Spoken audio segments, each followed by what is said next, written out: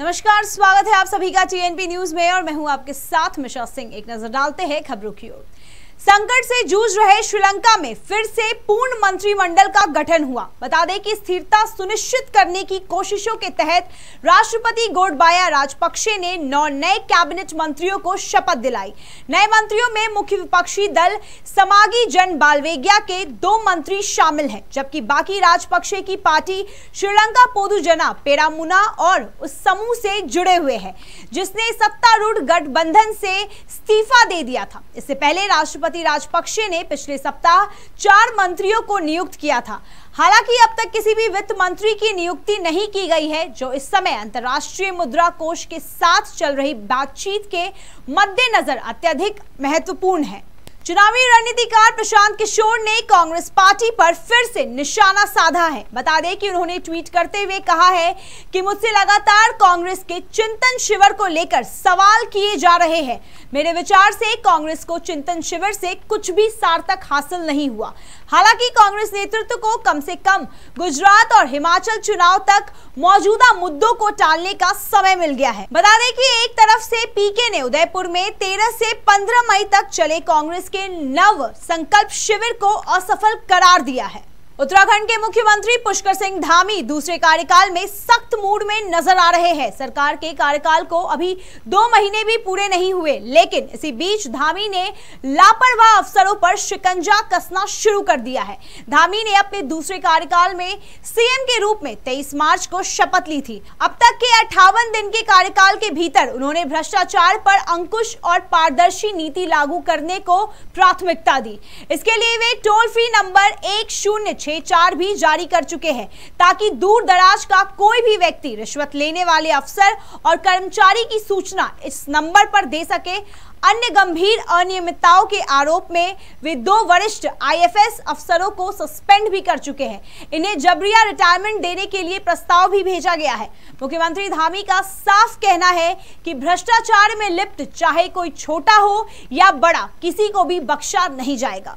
केंद्रीय मंत्री अश्विनी वैष्णव ने आईआईटी मद्रास के साथ मिलकर हाइपरलूप ट्रांसपोर्ट तकनीक पर रिसर्च की मंजूरी दे दी है। बता दें कि यह तकनीक हाई स्पीड ट्रांसपोर्ट में मदद करती है। इसी दौरान अश्विनी वैष्णव ने कहा कि भारतीय रेलवे के साथ मिलकर स्वदेशी स्तर पर हाइपरलूप तकनीक पर आधारित ट्रांसपोर्ट सिस्टम और इसके सब सिस्टम को विकसित करने पर काम होगा। साथ ही आईआईटी मद्रास में हाइपरलूप तकनीक के लिए उत्कृष्ट केंद्र भी स्थापित किया जाएगा, जिसकी अनुमानित लागत करीब 8.34 करोड़ रुपए होगी। कर्नाटक में हो रही मॉनसून पूर्व बारिश से आम जीवन अस्त व्यस्त हो गया है। बता दें कि राज्य के कई क्षेत्रों में रह रहकर बारिश हो रही है।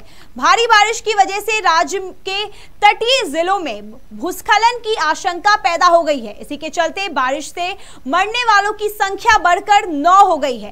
राज्य के हुबली सहित कई जिलों में भारी जल जमाव से स्थानीय लोगों का जीना मुहाल हो गया है। प्रभावित क्षेत्रों में एनडीआरएफ की कई टीमें तैनात की गई है। साथ ही भारी बारिश को देखते हुए स्कूल कॉलेज को बंद करने के आदेश दिए गए हैं।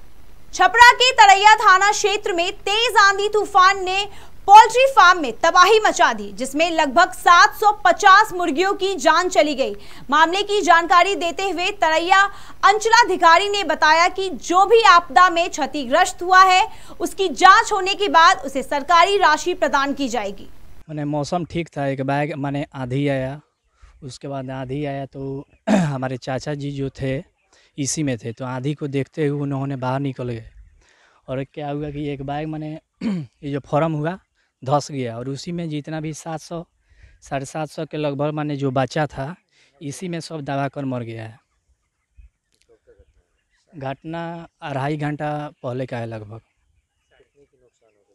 लगभग 6-7 लाख का नुकसान हुआ है। मेरा नाम अभिषेक कुमार सिंह, गांव पोखरेरा पंचायत। एक बैग तूफान आ गया, हम उसी में लुकाए थे, इसके बाद हम भाग गए। अब पूरा हमारा क्षति हो गया है 6-7 लाख का। 700 मुर्गा मर गया है।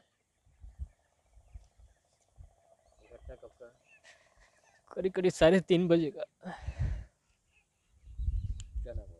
दिनेश कुमार सिंह, पोखरेरा।